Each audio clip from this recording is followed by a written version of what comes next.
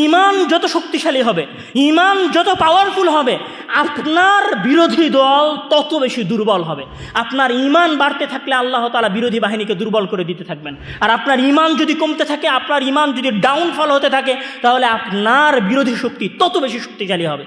মানে আজকে যদি আমরা বাংলাদেশিরা মনে করি, আজকে যদি আমরা আরব বিশ্ব মনে করি যে আমরা আমেরিকাকে আজ থেকে 100 বছর পরে পতন ঘটাতে চাই, তাহলে আমাদের সবার আগে যে জিনিসটা বৃদ্ধি করতে হবে সেটা হচ্ছে আমাদের ঈমানি শক্তি বাড়াতে হবে। আমাদের ঈমানি শক্তি যত বাড়বে, আল্লাহ তাআলার দয়ায় অপোজিশন পার্টি তত বেশি দুর্বল হবে। সাধ্যমতো সক্ষমতা অর্জন করা, অবশ্যই সামরিক খাতে সক্ষমতা অর্জন করা, অবশ্যই প্রযুক্তিতে সক্ষমতা অর্জন করা, আর ইমানে ডাউন হয়ে যাওয়া। বিশাল বিশাল বাহিনীর উপরে জয় লাভ করেছে বিইজনিল্লাহ, আল্লাহ তাআলার অনুমতিতে। তাহলে আজকে আমরা কেন জালুতের বিরুদ্ধে জয় লাভ করব না? পাকিস্তানের পারমাণবিক শক্তির বাইরে আমরা পুরো মুসলিম বিশ্ব আসলে কোথাও এক্সিস্ট করি না। এটা আপনাকে মানতে হবে যে আমরা America, Canada, France, Italy, UK, USA এর সামনে কোথাও এক্সিস্ট করি না আমাদের ক্ষমতা এবং সক্ষমতা দিয়ে। তাহলে আসেন এমন কিছু ইতিহাসের দিকে আমরা যাই যে ইতিহাসগুলোতে মুসলমানদের সক্ষমতা থাকার পরেও মুসলিমেরা পরাজয় বরণ করেছে। প্রথম অংশ আমরা শেষ করেছি, আমাদের সক্ষমতার তুলনা। সেকেন্ড অংশে আমরা আলোচনা করব ওই সমস্ত যুদ্ধ যেইগুলোতে আমাদের ক্ষমতা বেশি ছিল, তারপরেও আমরা পরাজয় বরণ করেছি। তার মধ্যে সর্বপ্রথম যে যুদ্ধটা আসতে পারে আলোচনায় সেটা হচ্ছে ধরেন গাজওয়াত হুনাইন, হুনাইনের যুদ্ধ। রাসূল সাল্লাল্লাহু আলাইহি ওয়াসাল্লাম যখন মক্কা বিজয় করলেন, মক্কা বিজয় করার পরে হুনাইন থেকে রাসূল সাল্লাল্লাহু আলাইহি ওয়াসাল্লামের মদিনার মুসলমানদের বিরুদ্ধে বানু হাওয়াজিন এবং বানু সাকিফ যুদ্ধের জন্য প্রস্তুতি নিয়ে মুসলমানদের দিকে অগ্রসর হলো। তখন রাসূল সাল্লাল্লাহু আলাইহি ওয়াসাল্লাম 12,000 সৈন্যের একটা বাহিনী নিয়ে গাজওয়াত হুনাইন, বানু সাকিফ এবং বানু হাওয়াজিনের বিরুদ্ধে রওনা হলেন। মুসলমানেরা এর আগে যুদ্ধ করেছে বদরের যুদ্ধে 313 জন নিয়ে, উহুদের যুদ্ধে যুদ্ধ করেছে 700 জন নিয়ে, আমাদের সংখ্যা 1000 পর্যন্ত যায় নাই। তো হুনাইনের যুদ্ধে যখন মুসলমানেরা দেখেছে যে 12,000 সৈন্য আমাদের পিছনে আছে, তখন তারা কি মনে করেছে? আল্লাহ তাআলা তাদের কথা উল্লেখ করছেন, আউযু বিল্লাহি মিনাশ শাইতানির রাজিম, লাকাদ নাসারাকুমুল্লাহু ফি মাওয়াতিন কাসীরা ওয়া ইয়াওমা হুনাইনিন ইয আ'জাবাতকুম কাসরাতুকুম ফালাম তুগনি আনকুম শাইআ ওয়া যাকাত আলাইকুমুল আরদু বিমা রাহুবাত সুম্মা ওয়াল্লাইতুম মুদবিরিন। মানে যখন 12,000 সৈন্য মুসলমানেরা পিছনে দেখলো, তখন মুসলমানেরা মনে করলো যে আজকে তো আমাদের জয় হবেই, আমরা তো 313 জন নিয়ে মক্কার কাফেরদেরকে পরাজিত করেছি, তাহলে আজকে 12,000 সৈন্য নিয়ে আমরা এই বানু সাকিফ আর বানু হাওয়াজিনকে পরাজিত করতে পারবো না। আল্লাহ তাআলা বলেছেন ইযা আ'জাবাতকুম, যখন তোমরা মনে করলা যে ক্ষমতা দিয়ে, সক্ষমতা দিয়ে, তোমাদের সৈন্যবাহিনীর সংখ্যা দিয়ে তোমাদের শত্রুকে পরাজিত করবা, ঠিক আছে, তাহলে কি হলো? ফালাম তুগনি আনকুম শাইআ, এই সৈন্যবাহিনী তোমাদের কোনো কাজে আসেনি। ওয়াল্লাইতুম মুদবিরিন, তোমরা যুদ্ধের ময়দান থেকে পালিয়ে যাচ্ছিলে।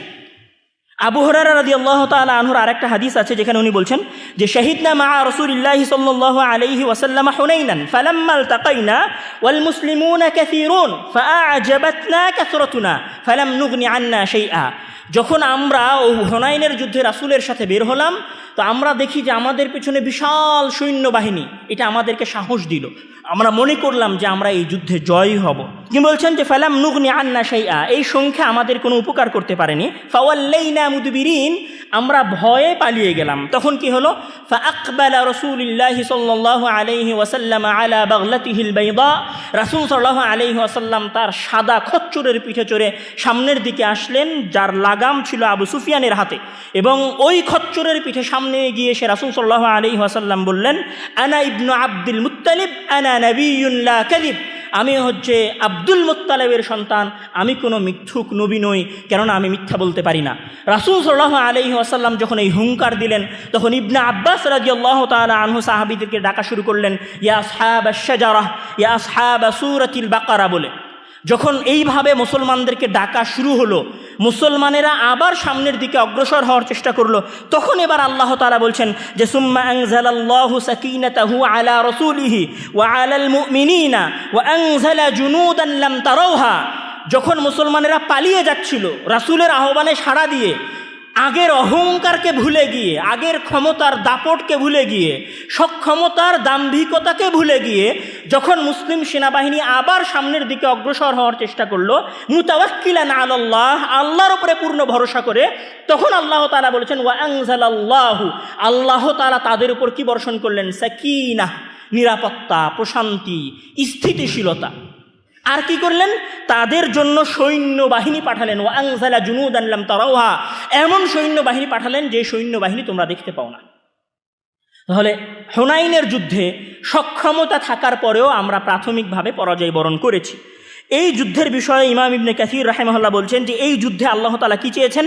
আরাদাল্লাহু আন ইউবাইয়িনা লাহুমা আন্না আন-নাসরা লাইসা বিল কাসরাতি ওয়া ইন্নামা হুয়া মিন ইনদিহি, মানে এই যুদ্ধে মহান আল্লাহ তাআলা এটা দেখাতে চেয়েছেন সাময়িক পরাজয় দেখিয়ে, যে দেখো তোমরা যদি শুধু সক্ষমতার উপরে ভরসা করো, তোমরা যদি জাস্ট ক্ষমতার উপরে ভরসা করো, তোমরা যদি জাস্ট তোমাদের কুওয়ায়ের উপরে ভরসা করো, তাহলে আমি তোমাদেরকে পরাজয়ের স্বাদ আস্বাদন করাবো যতক্ষণ না তোমরা ঈমানের রূপে পূর্ণরূপে বলিয়ান হও।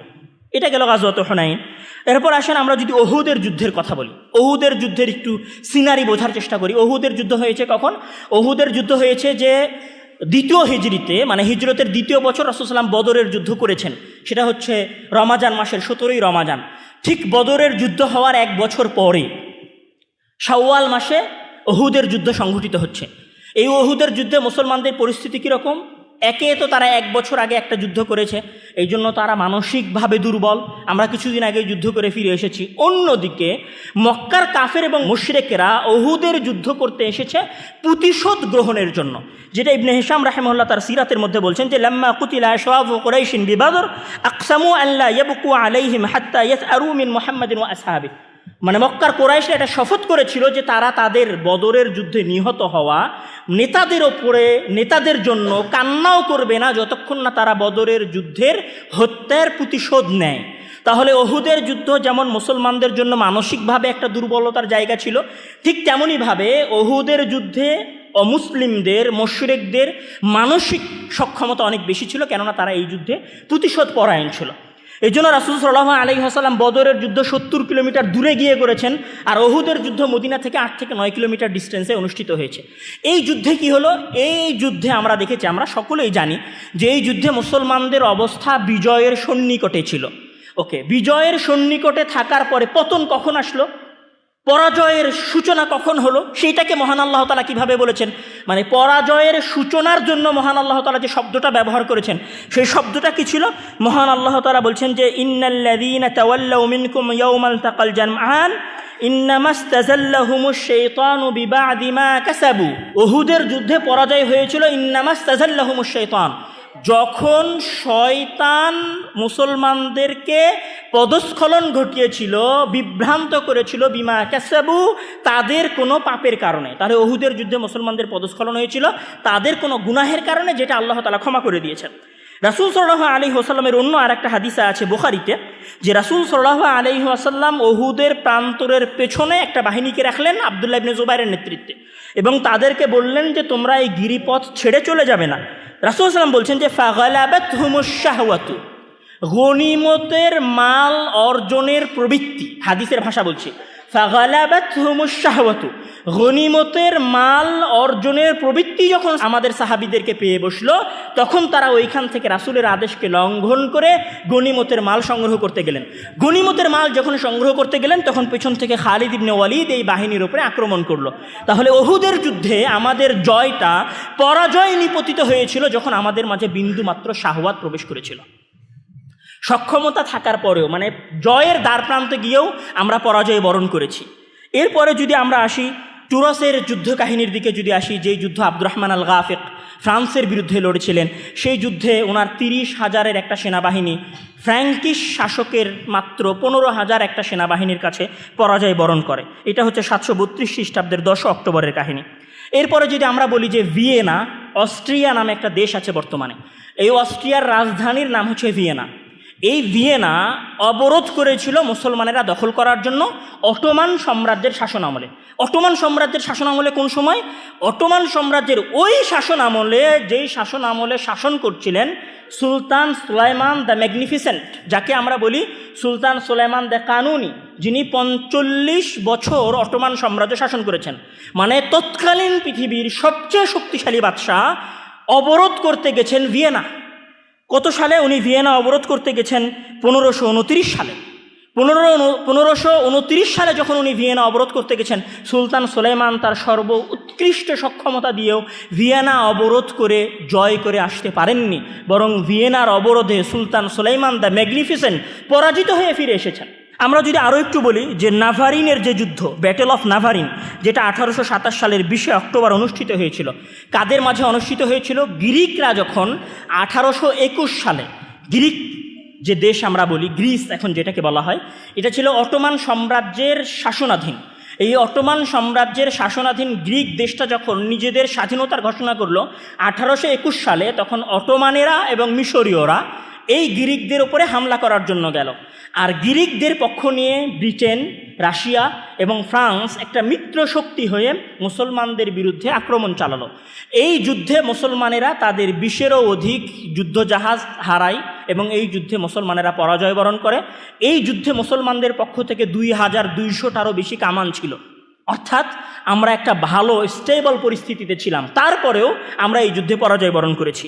আমরা যদি আসি মন্ট জিসার্ডের যুদ্ধ, যেটা সুলতান সালাউদ্দিন আইবির সাথে হয়েছিল।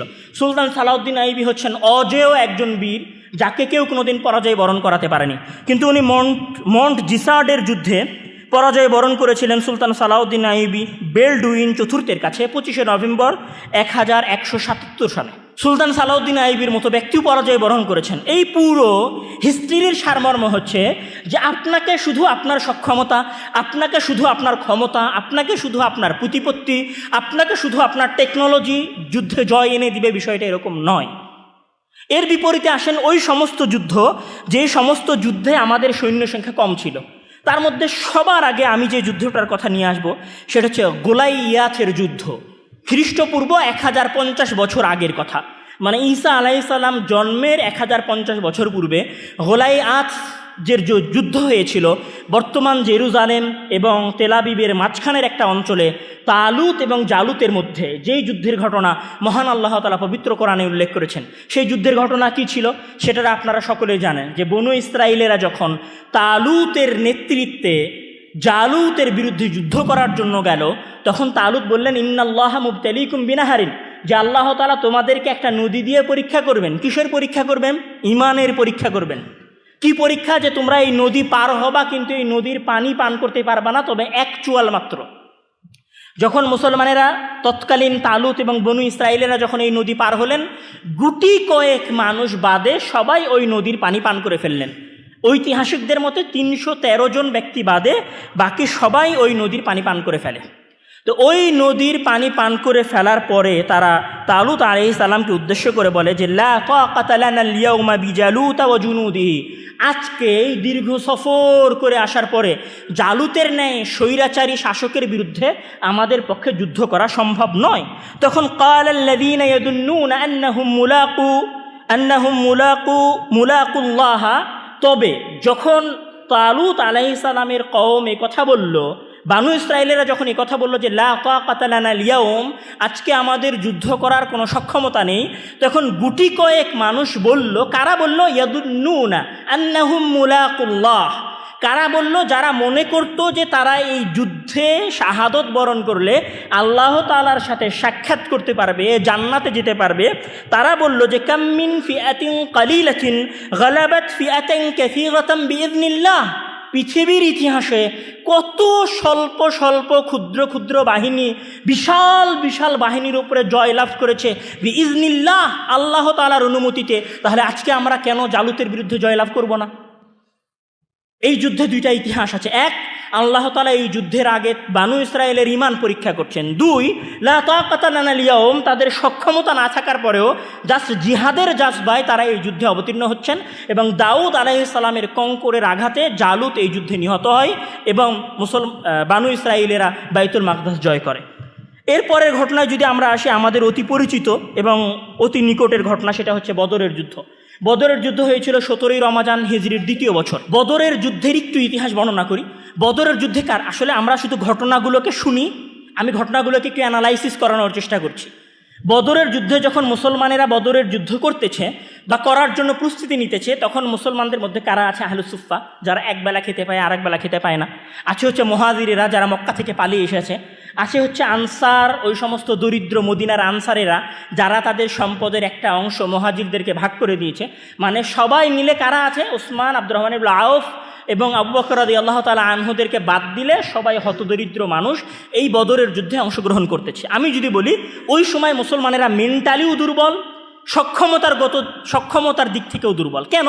আমি তার একটা উদাহরণ দেই, যে রাসূল সাল্লাল্লাহু আলাইহি ওয়াসাল্লাম, সহিহুল বুখারীর হাদিস, আন উমর ইবনুল খাত্তাব রাদিয়াল্লাহু তাআলা আনহু قال لما كان يوم بدر نظر رسول الله صلى الله عليه وسلم الى المشركين هم 1000 واصحابه 319 رجلا।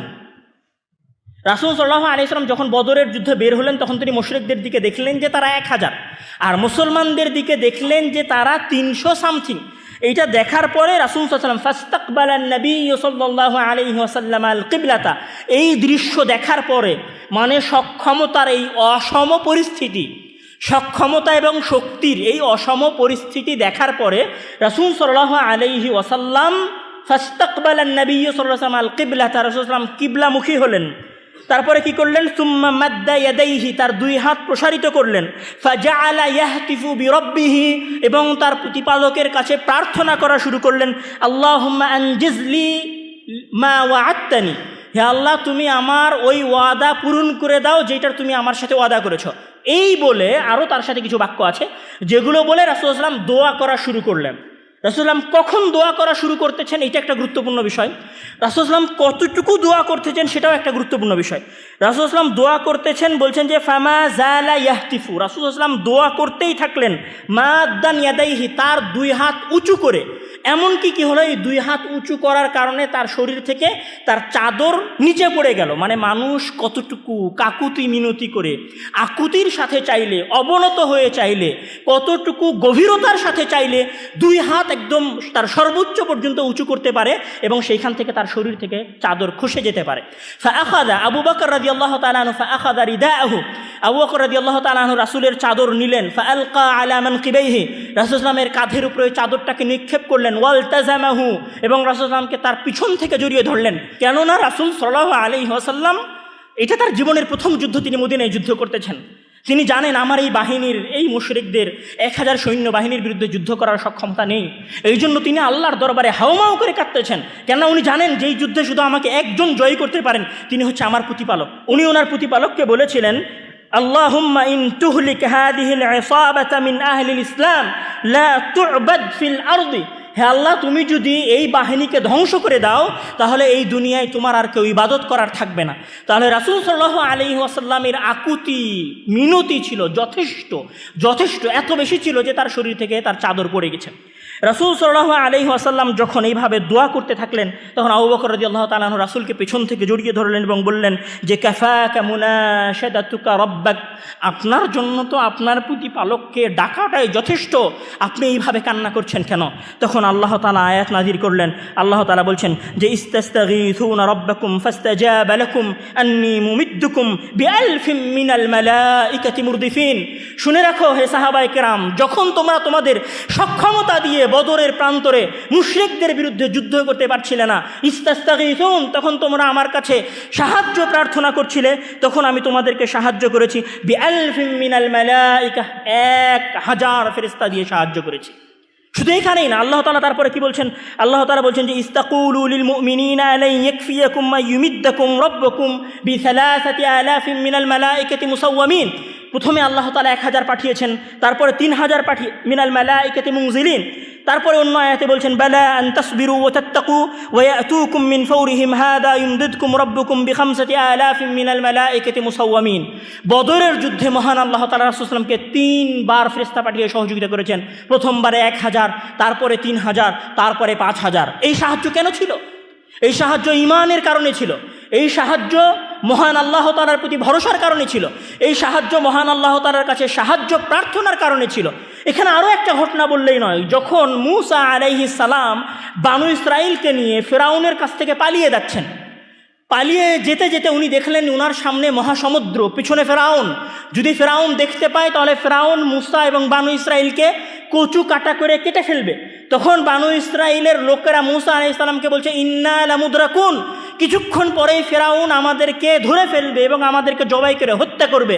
তখন মূসা আলাইহিস সালাম কি বলছেন, কাল্লা, কখনো নয়, ইন্না রব্বি সায়াহদিন, আমাকে আমার প্রতিপালক হেদায়েত দেখাবে। যখন বানু ইসরাইল মূসা আলাইহিস সালামকে বলছে যে ফেরাউন আমাদেরকে ধরে ফেলবে, তখন মূসা আলাইহিস সালাম কোন শক্তির বদৌলতে বলছেন যে ইন্না রব্বি সায়াহদিন, আমাকে আমার প্রতিপালক পথ দেখাবে, যখন সামনে সমুদ্র?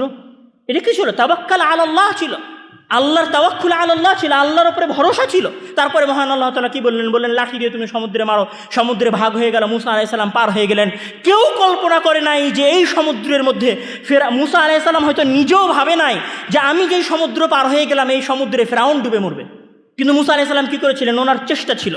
এইটা থেকে যদি আমরা আরেকটু সামনে আগাই, আমরা যদি বলি যে মুতার যুদ্ধ, মুতার যুদ্ধের কথা যদি আমরা বলি, মুতার যুদ্ধে মুসলিম সেনাবাহিনীর সংখ্যা ছিল 3000, আর মুতার যুদ্ধের মুসলমানদের অপোজিটে অমুসলিম বাহিনী ছিল তৎকালীন যুগের বাইজান্টাইন, মানে আজকের আমেরিকা। জাস্ট ইম্যাজিন ইট, যে আজকে যেমন আমি বাংলাদেশ, আমার গুটি কয়েক মানুষ আছে এবং আমেরিকার বিশাল প্রযুক্তি আছে, এইটাকে আপনি কল্পনা করেন মুতার যুদ্ধে। মুতার যুদ্ধে মুসলিম সেনাবাহিনীর সদস্য সংখ্যা হচ্ছে 3000, আর অপরদিকে বাইজান্টাইন সাম্রাজ্যের প্রশিক্ষিত সেনাবাহিনীর সদস্য সংখ্যা হচ্ছে 1 লাখ। 1 লাখ আর 3000-এর একটা সেনাবাহিনী যখন মুতার যুদ্ধে একত্রিত হচ্ছে, তখন এই যুদ্ধে কারা জয়লাভ করেছে? এই যুদ্ধে আবদুল্লাহ ইবনে রওয়াহা, তারপর জাফর ইবনে আবি তালিব এবং যায়েদ ইবনে হারিসা রাদিয়াল্লাহু তাআলা আনহু শাহাদাত বরণ করেছেন। এই শাহাদাত বরণ করার ঘটনা বর্ণনা করতে গিয়ে ইবনে কাসির রাহিমাহুল্লাহ বলছেন যে কানা জাফর ইবনে আবি তালিব আখাযা আল-লিওয়া বা'দা যায়েদিন ফাকাতালা বিহি হাত্তা কুতিয়াত ইয়ামিনুহু ফাআখাযাহু বিশিমালিহি ফাকুতিআত ফাহতাদানাহু বিআদুদাইহি হাত্তা কুতিল। জাফর ইবনে আবি তালিব রাদিয়াল্লাহু তাআলা আনহু যখন মুতার যুদ্ধ করছিলেন, তখন প্রথমে ওনার ডান হাত কেটে ফেলা হয়, তারপরে ওনার বাম হাত কেটে ফেলা হয়। তখন উনি ওনার কাটা 2 হাত দিয়ে এভাবে পতাকা আঁকড়ে ধরেন। আপনি কি বলতে পারেন যে কোন মানুষ তার হাত কেটে যাওয়ার পরেও পতাকা মাটিতে পড়তে দিতে পারে না? শুধুমাত্র ওই ব্যক্তিই পারে এরকম করতে যার ঈমান সর্বোচ্চ চূড়ায় পৌঁছেছে। এবং এই রকম একটা ভয়ঙ্কর পরিস্থিতি, তিনজন সেনাপতি মারা গেছেন। আবদুল্লাহ ইবনে রওয়াহা মারা গেছেন, যায়েদ ইবনে হারিসা মারা গেছেন, জাফর ইবনে আবি তালিব রাদিয়াল্লাহু তাআলা আনহুম প্রত্যেকেই মারা গেছেন, শাহাদাত বরণ করেছেন। এই রকম একটা ভয়ঙ্কর সিচুয়েশনে খালিদ বিন ওয়ালিদ রাদিয়াল্লাহু তাআলা আনহু যখন পতাকা হাতে নিলেন, যুদ্ধ করলেন, 7 দিন মুতার যুদ্ধ হলো, তারপরে মুসলমানরা এই মুতার যুদ্ধে জয়লাভ করেছে। আপনার কি মনে হয় এমনি এমনি আরামে প্রযুক্তির মাধ্যমে, টেকনোলজির মাধ্যমে বিশাল সেনাবাহিনীর সংখ্যা দাঁড় করিয়ে খালিদ ইবনে ওয়ালিদ এই যুদ্ধে জিতেছিলেন? আপনি যদি এখান থেকে বের হয়ে ইয়ারমুকের যুদ্ধে আসেন, ইয়ারমুকের যুদ্ধ হয়েছিল 28শে মে 634 খ্রিস্টাব্দে। ইয়ারমুকের যুদ্ধ হয়েছিল সিরিয়া এবং জর্ডানের সীমান্তবর্তী এলাকায় ইয়ারমুক নদীর তীরে। এই যুদ্ধ 4 দিন যাবৎ স্টেবল ছিল। এই যুদ্ধে মুসলিম সেনাবাহিনীর সংখ্যা ছিল 40,000 এবং অপোজিশনে পারস্য সাম্রাজ্যের সেনাবাহিনীর সংখ্যা ছিল প্রায় 2 লাখেরও কাছাকাছি। কোথায় 40,000 আর কোথায় 2 লাখ? এইরকম একটা যুদ্ধ হচ্ছে, যেই যুদ্ধে 4 দিনের যুদ্ধের পরে মুসলমানগণ জয়লাভ করছে। আপনি যদি ঠিক একই সিনারিও আপনি যদি কাদেসিয়ার প্রান্তরে যান, কাদেসিয়ার প্রান্তরে যে যুদ্ধ হয়েছিল, কাদেসিয়ার প্রান্তরে সাদ ইবনে আবি ওয়াক্কাস রাদিয়াল্লাহু তাআলা আনহু নেতা ছিলেন এবং কাদেসিয়ার প্রান্তরে অমুসলিমদের পক্ষ থেকে পৃথিবীর ইতিহাসের সর্বশ্রেষ্ঠ সেনাপতিদের একজন সেনাপতি রুস্তম এই যুদ্ধে মুসলমানদের অপোজিশন পার্টিকে নেতৃত্ব দিচ্ছিলেন। কাদেসিয়ার যুদ্ধ 4 দিন যাবৎ 3 দিন এবং 4 রাত স্টেবল থেকেছে। চতুর্থ রাত্রিকে লাইলাতুল হারির উপাধি দেওয়া হয়েছে। এই যুদ্ধেই খাওলা তার 4 সন্তানকে হারিয়েছে। তারপরে উনি মহান আল্লাহ তাআলাকে বলেছেন আলহামদুলিল্লাহ, মানে 4 সন্তানকে হারানোর পরেও খাওলা একজন মহিলা যার 4টা সন্তান ছিল, যার সন্তানেরা কাদেসিয়ার যুদ্ধে অংশগ্রহণ করেছিল, 4 জনের 4 জনই শাহাদাত বরণ করেছিল, কিন্তু খাওলা তাদের মা 1 বিন্দু পরিমাণ অশ্রু তার চোখ থেকে প্রবাহিত করেন নাই। কেন? কেননা উনি এই যুদ্ধে তার সন্তানদেরকে পাঠিয়েছিলেন ঈমানের নেশায়, যে ঈমানের বিনিময়ে তারা জানতো যে আমরা শাহাদাত বরণ করলেই জান্নাতে যাব। এই যুদ্ধগুলো সবই ঈমানের বদৌলতেই ছিল। যদি আমরা আরেকটু সামনে আগাই, যদি তৃতীয় ক্রুসেডের কথা বলি, যখন সুলতান সালাউদ্দিন আইয়ুবী হিত্তিনের যুদ্ধের পরে বাইতুল মাকদাস জয় করে ফেললেন, বাইতুল মাকদাস জয় করার পরে পোপ গ্রোগরিক উনি তৃতীয় ক্রুসেডের ঘোষণা দিলেন। উনি যখন তৃতীয় ক্রুসেডের ঘোষণা দিলেন তখন সুলতান সালাউদ্দিন আইবির বিরুদ্ধে ইংল্যান্ড, ফ্রান্স, জার্মানি এবং অন্যান্য খ্রিস্টান রাজ্যগুলো একত্রিত হলো। ইংল্যান্ডের রাজা রিচার্ড লায়নহার্ট, ফ্রান্সের রাজা ফিলিপ, জার্মানির রাজা ফ্রেডরিক বারবারোসা এবং ইতালিয়ান জেনেওয়া এবং ভেনিসের নৌবাহিনী এই যুদ্ধে সালাউদ্দিন আইবির বিরুদ্ধে ছিল। এই যুদ্ধে সালাউদ্দিন আইবির সেনাবাহিনীর সংখ্যা হচ্ছে 20 থেকে 25,000, আর অমুসলিম সেনাবাহিনীর সংখ্যা হচ্ছে 1 লাখ। শুধু 1 লাখ না, 4-5টা দেশের শাসকেরা একত্রিত হয়েছে সালাউদ্দিন আইবির সাথে যুদ্ধ করার জন্য। শেষ পর্যন্ত কী হয়েছে? রামাল্লা চুক্তির মাধ্যমে এই যুদ্ধের সমাপ্তি ঘটেছে। রিচার্ড সালাউদ্দিন আইবির কাছে রামাল্লার চুক্তি করতে বাধ্য হয়েছেন। এরপরে যদি আমরা বলি যে কনস্টান্টিনোপল, যেটাকে আমরা আজকাল ইস্তাম্বুল বলছি, এই ইস্তাম্বুল একটু হিস্ট্রি বলতে হবে, তাহলে ইস্তাম্বুলের এই ইতিহাস বুঝতে আমাদের সহজ হবে। ইস্তাম্বুল হচ্ছে 1000 বছরের খ্রিস্টান সাম্রাজ্যের রাজধানী। আরেকটু সহজ করে বললে পৃথিবীর সবচেয়ে শক্তিশালী দুর্গ। মানে আজ থেকে 1000 বছর আগে একটা শহর কনস্টান্টিনোপল, যেটাকে ঘেরা আছে 3 স্তরের প্রাচীর দিয়ে। 3 স্তরের প্রাচীর মানে একটা প্রাচীরের উচ্চতা হচ্ছে 40 থেকে 50 ফুট, আর প্রাচীরের চওড়া হচ্ছে 10 থেকে 15 ফুট। 10 থেকে 15 ফুট চওড়া, 40 ফুট উঁচা 3টা প্রাচীর দিয়ে ঘেরা বাইজেন্টাইনের রাজধানী কনস্টান্টিনোপল বা ইস্তাম্বুল, যার শুধুমাত্র একদিকে মারমার সাগর থেকে বের হয়ে আসা একটা ছোট নদীর মতো একটা শাখা আছে, ক্যানেল আছে, যেটাকে বলা হয় গোল্ডেন হর্ন। এই কনস্টান্টিনোপল বা এই ইস্তাম্বুল জয় করার জন্য মুসলমানেরা কয়বার হামলা করেছে? 12 বার। 12 বার হামলা করেও মুসলমানেরা এই বাইজেন্টাইন জয় করতে পারেনি। কে জয় করতে পেরেছিল? যিনি জয় করতে পেরেছিলেন তার নাম ছিল মোহাম্মদ আল ফাতেহ। উনি এই বাইজেন্টাইন জয় করেছিলেন। কিভাবে জয় করেছিলেন? ওনার জয়ের ইতিহাস আর এক রকম। 53 দিন যাবৎ বাইজেন্টাইন সাম্রাজ্যের এই রাজধানী ইস্তাম্বুলকে উনি অবরোধ করে রেখেছিলেন। 53 দিন অবরোধ করার পরে এই নগরীর পতন হয়েছে। এই নগরীর পতন করাতে উনি সবচেয়ে যে মিরাক্কেল ভূমিকাটা রেখেছিলেন সেটা কি ছিল? সেটা ছিল যে উনি 3 দিক থেকে ওনার সেনাবাহিনী ঘেরা ছিল, আর এক দিক থেকে নদী পথে গোল্ডেন হর্ন ছিল। কিন্তু গোল্ডেন হর্নে প্রবেশ করা যাচ্ছিল না। কেন? ওইটা ইস্তাম্বুল নগরীর ভেতরে গেছে, ওই লেকটা মারমার সাগর হয়ে। তো মারমার সাগরের মুখে চেইন দেওয়া আছে, যেই চেনটা টেনে দিলে জাহাজগুলো আর ঢুকতে পারে না। যতবার মোহাম্মদ আল ফাতেহ এদিক দিয়ে ঢোকার চেষ্টা করেছে, উনি একবার ঢুকতে পারেন নাই। তখন উনি কী করলেন? রাতের আধারে, পৃথিবীর ইতিহাসে এই ঘটনা আর কোনোদিন ঘটে নাই, পৃথিবীর ইতিহাসে এই ঘটনা আর কোনোদিন ঘটে নাই। উনি রাতের আধারে ওনার যত নৌবাহিনীর নৌকা ছিল তার মধ্যে 70-এরও অধিক নৌকা পাহাড়ের ওপর দিয়ে, মাটির ওপর দিয়ে, কাঠ বিছিয়ে, আলকাতরা সেইটার ওপরে দিয়ে পিচ্ছল করে পাহাড়ের নিচ থেকে নিয়ে নৌকা তুলে গোল্ডেন হর্নের মধ্যে রাতের আধারে নৌকা নামিয়ে দেন। এই দৃশ্য দেখেই মূলত ইস্তাম্বুলের খ্রিস্টানেরা বুঝে ফেলে যে আমাদের পক্ষে এখন আর জয় করা সম্ভব নয়। এই মিরাক্কেল যিনি ঘটিয়েছিল বা যারা ঘটিয়েছিল তাদের হিস্ট্রি কী ছিল? শুধু কি মোহাম্মদ আল ফাতেহ হুট করেই এই যুদ্ধ করেছেন? মোহাম্মদ আল ফাতেহের জীবন হিস্ট্রি খুলে দেখেন যে উনি রাসূল সাল্লাল্লাহু আলাইহি ওয়াসাল্লামের ওই হাদিস সম্পর্কে জানতেন যে ওয়ালা নি'মাল আমিরু আমিরুহা ওয়ালা নি'মাল জাইশু জাইশুহা। কতই না উত্তম আমির ওই আমির যে কনস্টান্টিনোপল জয় করবে, কতই না উত্তম সেনাবাহিনী ওই সেনাবাহিনী যে সেনাবাহিনী ইস্তাম্বুল জয় করবে। এটা মোহাম্মদ আল ফাতেহ জানতেন। এটা ওনার জীবনের একটা লালনা ছিল, একটা স্বপ্ন ছিল। এটা উনি ওনার ঈমান থেকে অর্জন করেছেন এবং উনি ইস্তাম্বুল জয় করার জন্য দীর্ঘ প্রস্তুতি নিয়েছেন। দীর্ঘ প্রস্তুতি নেওয়ার পরে উনি কাদেরকে জয় করেছেন? পৃথিবীর ইতিহাসের 1000 বছরের রোমান সাম্রাজ্যের রাজধানীকে জয় করেছেন, যেটা জয় করা ইম্পসিবল ছিল, অসম্ভব ছিল। শুধুমাত্র ঈমানি শক্তির কারণে এই যুদ্ধে মুসলমানরা 53 দিন অবরোধ করে রেখেছে এবং তারপরে জয় ছিনিয়ে নিয়ে এসেছে। আমি যদি আমার ঘটনাগুলোকে এখন সারমর্ম করে নিয়ে আসতে চাই, তাহলে আমরা দেখব যে আমরা যে যুদ্ধগুলো দেখেছি, কিছু যুদ্ধ এরকম ছিল যেগুলোতে মুসলমানদের সক্ষমতা থাকার পরেও মুসলমানরা পরাজিত হয়েছে, আর কিছু যুদ্ধ আমরা এরকম দেখেছি যেইটাতে মুসলমানদের সক্ষমতা না থাকার পরেও মুসলমানেরা জয়লাভ করেছে। কেননা মহান আল্লাহ তাআলা বলেছেন ওয়ালা তাহিনু ওয়ালা তাহসানু ওয়া আনতুমুল আ'লাউনা ইন কুনতুম মুমিনিন। তোমরা বিচলিত হইও না, চিন্তিত হইও না, জেনে রাখো যে তোমরাই বিজয়ী হবে। ইন কুনতুম মুমিনিন, যদি তোমরা মুমিন হও। এখন মুমিন যদি হই তাহলে জয় আসবে। এখন আমি এবং আপনি পূর্ণ মুমিন কিনা, এইটা হচ্ছে প্রশ্ন। কেননা প্রযুক্তি দিয়ে আপনি যদি বলেন যে আমি প্রযুক্তি দিয়ে আমেরিকার বিরুদ্ধে লড়াই করব, প্রযুক্তি অর্জন করতে 500 বছর লাগবে, তাহলে 500 বছর আপনি ঘুমাবেন। এই 500 বছরে আমেরিকা কোথায় যাবে আর আপনি কোথায় যাবেন? তাহলে যুদ্ধ হবে কিসের ভিত্তিতে? যুদ্ধ হবে আপনার যে সক্ষমতা আছে সেই সক্ষমতার উপর ভিত্তি করেই ঈমানের বলিয়ানে যুদ্ধ হতে হবে। ঈমান যত শক্তিশালী হবে, ঈমান যত পাওয়ারফুল হবে, আপনার বিরোধী দল তত বেশি দুর্বল হবে। আপনার ঈমান বাড়তে থাকলে আল্লাহ তাআলা বিরোধী বাহিনীকে দুর্বল করে দিতে থাকবেন। আর আপনার ঈমান যদি কমতে থাকে, আপনার ঈমান যদি ডাউনফল হতে থাকে, তাহলে আপনার বিরোধী শক্তি তত বেশি শক্তিশালী হবে। মানে আজকে যদি আমরা বাংলাদেশিরা মনে করি, আজকে যদি আমরা আরব বিশ্ব মনে করি যে আমরা আমেরিকাকে আজ থেকে 100 বছর পরে পতন ঘটাতে চাই, তাহলে আমাদের সবার আগে যে জিনিসটা বৃদ্ধি করতে হবে সেটা হচ্ছে আমাদের ঈমানি শক্তি বাড়াতে হবে।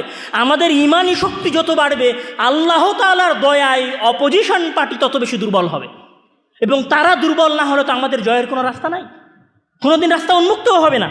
যেমন মহান আল্লাহ তাআলা বলছেন যে ইন ইয়ানসুরুকুমুল্লাহু ফালা গালিবা লাকুম ওয়া ইন ইয়াখযুলকুম ফামান যাল্লাযী ইয়ানসুরুকুম, যদি আল্লাহ তাআলা তোমাদেরকে বিজয় দিতে চান তাহলে তোমরা বিজয়ী, আর যদি তোমাদেরকে আল্লাহ তাআলা লাঞ্ছিত করতে চান তাহলে তোমাদেরকে বিজয় করার কেউ নাই। মানে কি?